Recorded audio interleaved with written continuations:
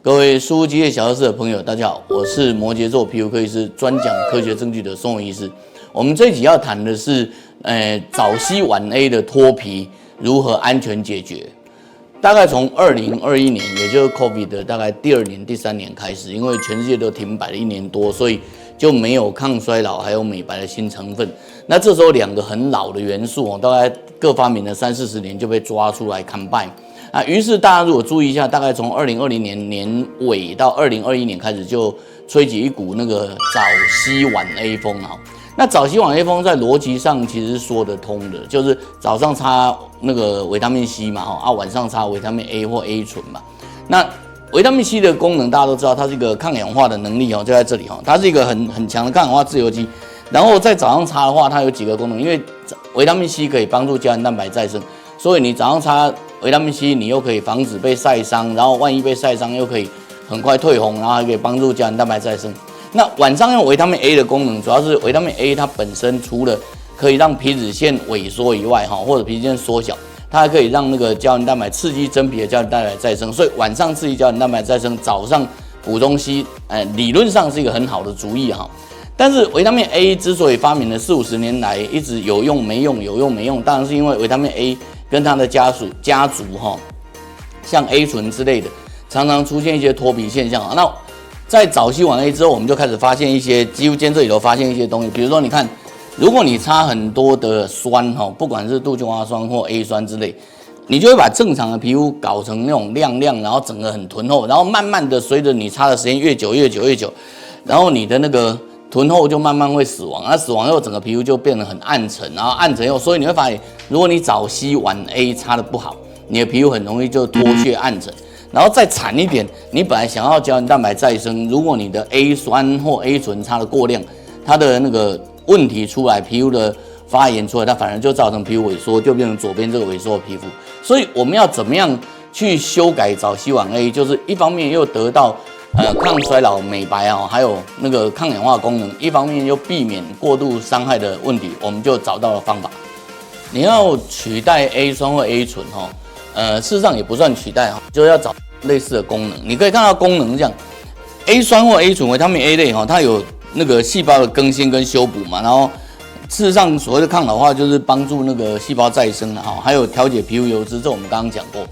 那我们执行了润和肤，大概事实上我们执行类似润和肤已经执行了快20年，然后这几年有润和肤以后，我们就发现事实上它的原理是很类似的就是细胞更新的部分，你只要让皮肤重建乳化膜以后，它的皮肤的那个细胞修复跟代谢就变得很好，然后自然代谢只要它的皮肤的乳化膜能够做好，它一样可以自然代谢然后如果那个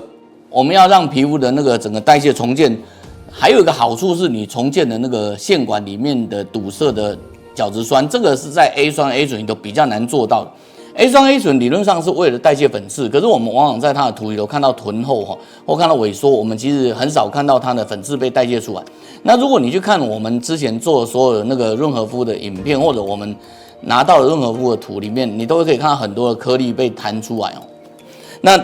这个是我们的实例的案子这是一个2017年回来的病人当时他就用很多酸嘛你可以看到他的酸之后，他就回去用清水洗脸1个月，大概是长这样子。那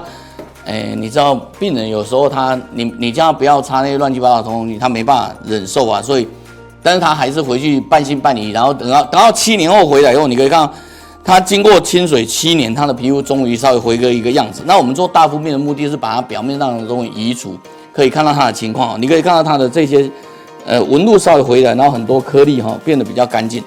可是他回来以后，我们就教他做润和肤润和肤1个月。它的皮肤整个就代谢了，就是我们刚刚讲的角质代谢的那一段。然后润和肤8个月之后，你就可以很清楚看到它的效果几乎等于它之前的7年就是说你好好的去养它的皮肤，它的效果等于你在自然清水洗脸7年的状况。